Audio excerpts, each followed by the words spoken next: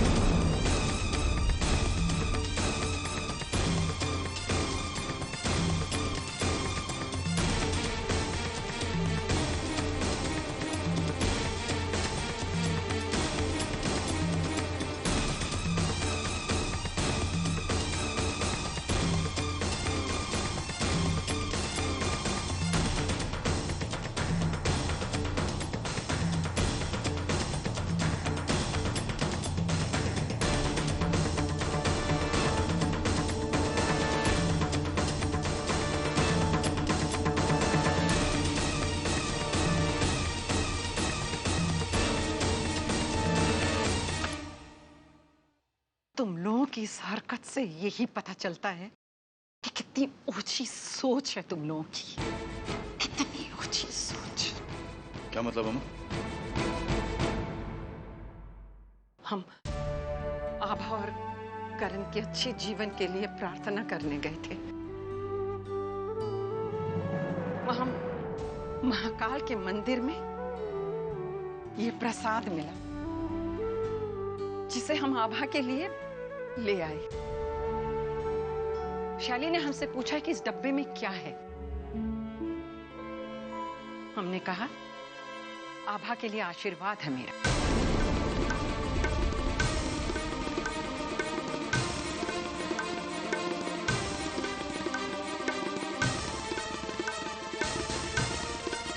अब तुम्हारी बड़ी बहू और तुम्हारी बेटी आशीर्वाद का एक ही मतलब समझती हैं, गहने, रुपए, पैसे या जायदाद।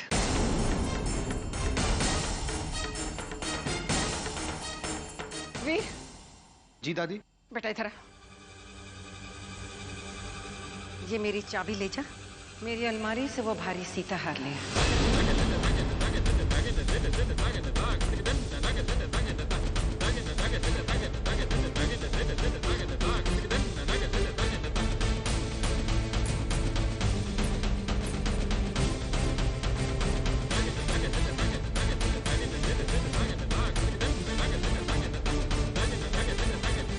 जी दादी।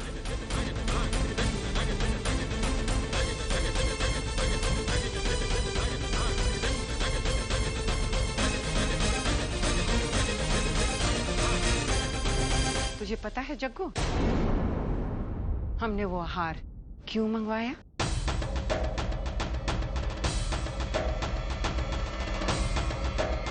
अब जब तुम लोगों ने सोच ही लिया है तो आभा को वो हार हम जरूर देंगे।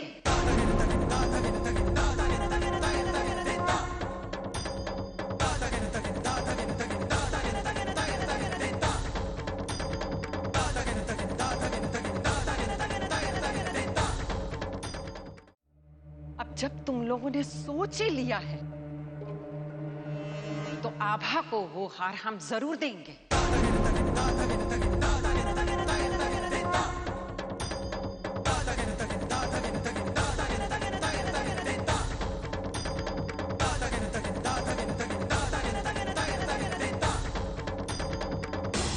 जेवर दिखावा नहीं होता है बेटे, जरूरत के वक्त काम आने वाली पूंजी होती है।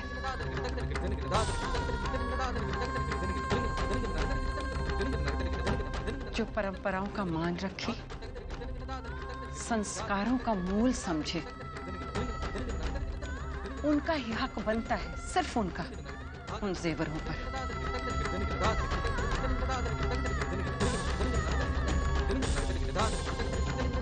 और हमारी बहू आभा में वो सारी खूबियां हैं। अम्मा ये तुम। हम सच कह रहे हैं जग्गू।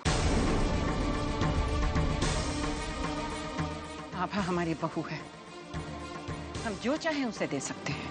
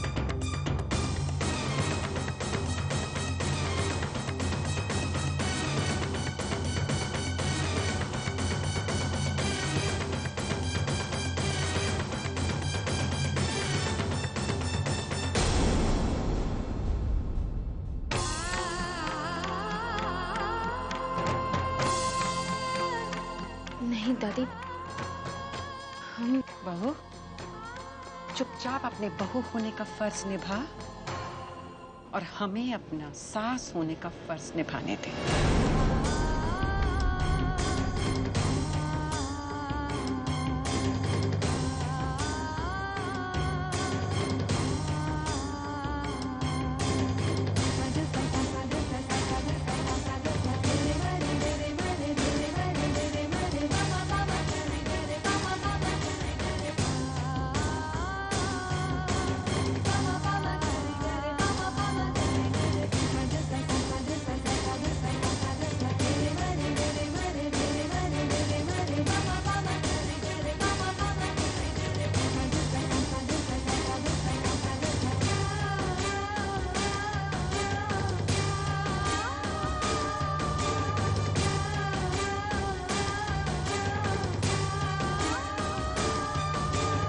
मुंह दिखाई के समय इसे पहने रहना बहू। हाँ,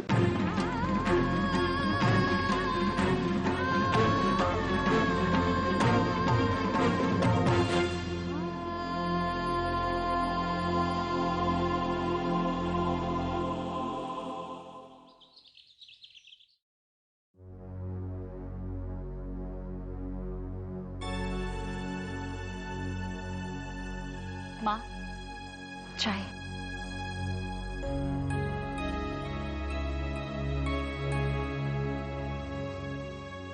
क्या बात है माँ, किस सोच में डूबी हैं आप? हम सोच रहे हैं पता नहीं आभा ने कुछ खाया होगा भी या नहीं। हमें ये सोचकर डर लग रहा है कि पता नहीं वो लोग उसके साथ कैसा सुलूक करते होंगे, उसे क्या क्या सहना पड़ रहा होगा। अरे संस्कार बेटा, जरा यहाँ तो आओ। दीदी, अब चिंता क्यों करती हैं? इतने बड़े घर परिवार में बहू बन के गई है आभा। अपने पसंद के लड़के से शादी की है, जो उसे बेहद प्यार भी करता है, तो खुश तो होगी ही ना। संस्कार बेटा, तुम बताओ दीदी को, आभा कितनी खुश है?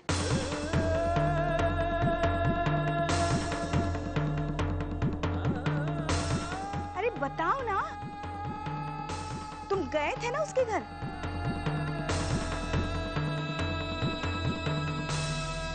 कुछ तो कहो। क्या कहूँ मामी जी, क्या कहूँ, क्या बताऊं?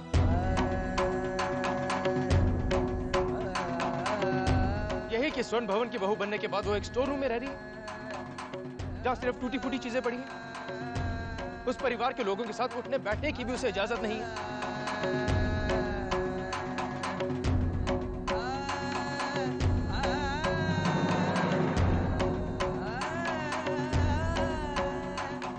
नौकरों जैसा बर्ताव होता है उसके साथ।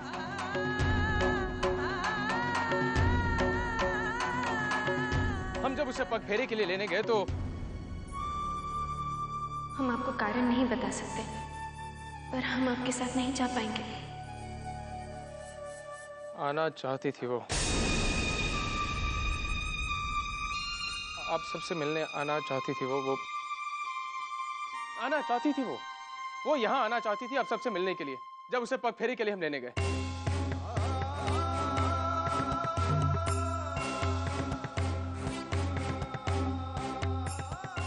रोती रही, तड़पती रही, मगर किसी ने उसकी एक नहीं सुनी। जब पापा तुम्हें कोई अधिकार नहीं दे रहे, तुम्हें कोई जरूरत नहीं है पापा की कोई भी बात मानने की।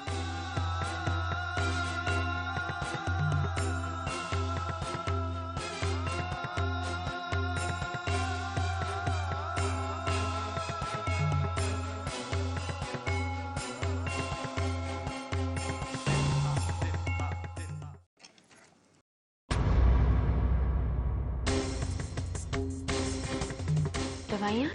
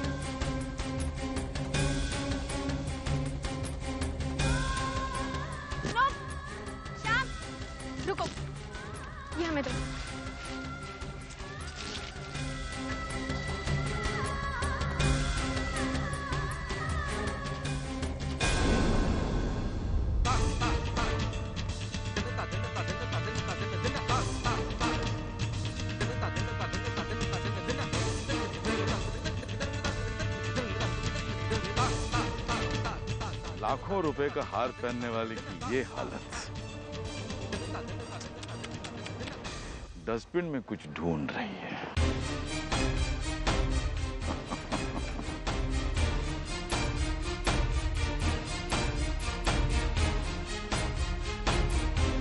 पापा ये सोच रही है अमीरों के घरों के कचरे के डब्बों में भी शायद कुछ रुपए मिल जाए।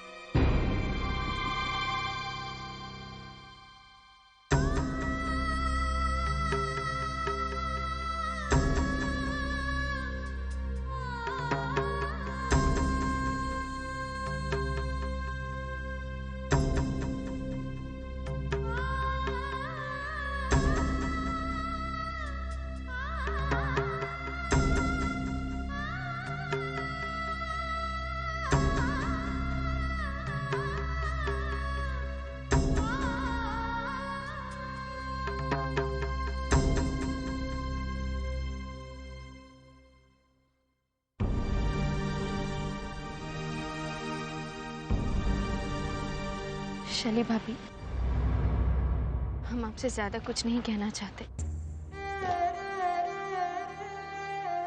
आप अच्छी तरह जानती हैं हम क्या कर रहे हैं, किसने क्या हरकत की है।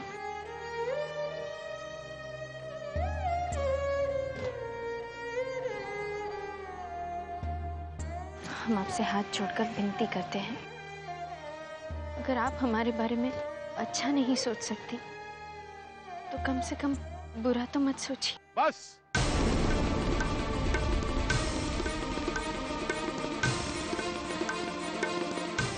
अपनी औकात में रहो। घर की बड़ी बहू के साथ इस तरह बातें नहीं करते हैं। अपने दायरे में रहो आबा। Go to your storeroom.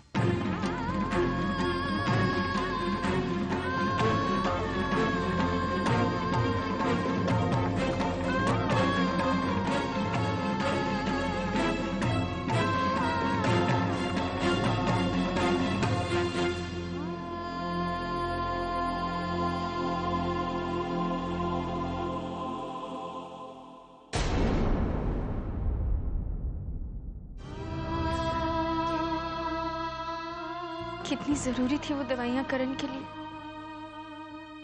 दोबारा लानी पड़ेगी। हमारे पास पैसे भी नहीं है, कहां से लेके आएंगे हम पैसे। अरे बहू, तू अभी तक तैयार नहीं हुई?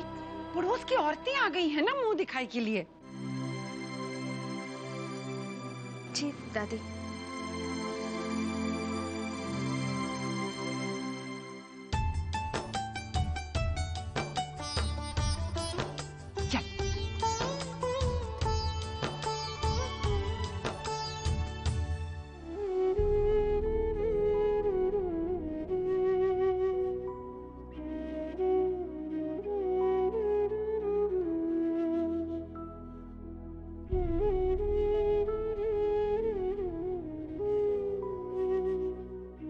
हमारी बेटियों की नसीब में इतना दुख क्यों है भगवान? जहां वो राज करती थी वहां नौकरानी बन के रह रही है। माता पिता तो अपना दुख सह लेते हैं, लेकिन बच्चों का दुख नहीं देखा जाता। आप तो जगत पिता है, आप अपने बच्चों के साथ इस तरह का अन्याय होते हुए कैसे देख सकते हैं? हमारी बेटी का ख्याल रखना भगवान। वहां वो बिल्कुल अकेली है, उसका कोई नहीं है वहां। ऐसा नहीं है माँ जी।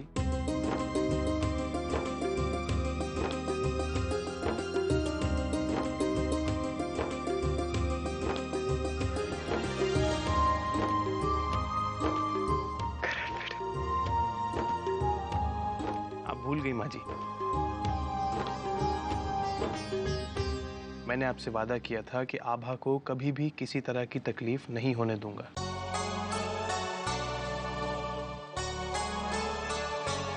मैं मानता हूं कि उसे वो सुख और आराम नहीं मिल रहा है जिसकी वो हकदार है, लेकिन आप फिक्र मत कीजिए, मैं उसे कभी भी दुखी नहीं होने दूंगा। मैं हमेशा उसके साथ हूं।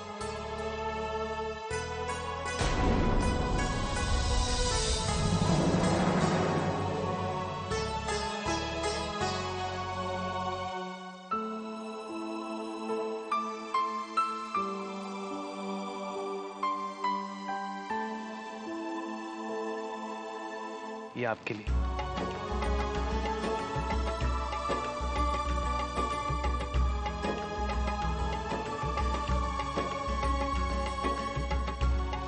ना मत कहिए, आपके लिए लाया।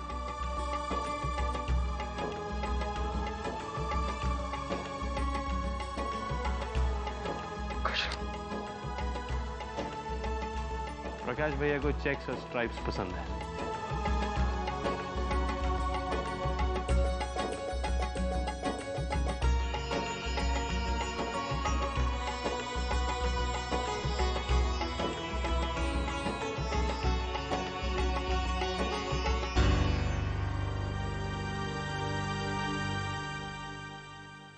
संस्कार।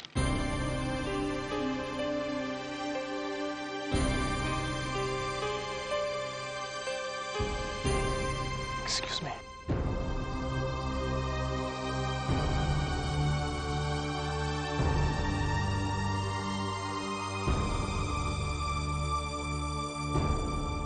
कोई बात नहीं,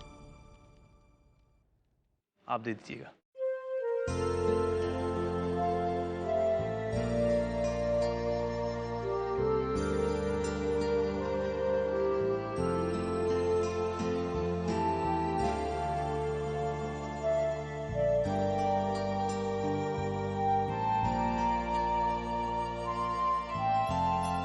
बेटा, ये सब तो हमें करना चाहिए था पग फेरे के समय। आप तो ये सब तब करती ना जब मैं आपका दामाद होता, लेकिन मैं तो आपका बेटा हूं, आप भूल गई।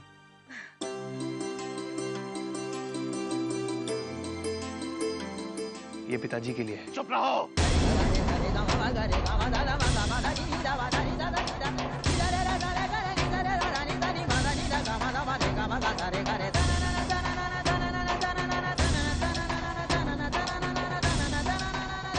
जब हमारा तुमसे कोई रिश्ता ही नहीं है तो किस अधिकार से तुम हमें पिताजी पुकार रहे हो? करण जगमोहन प्रसाद।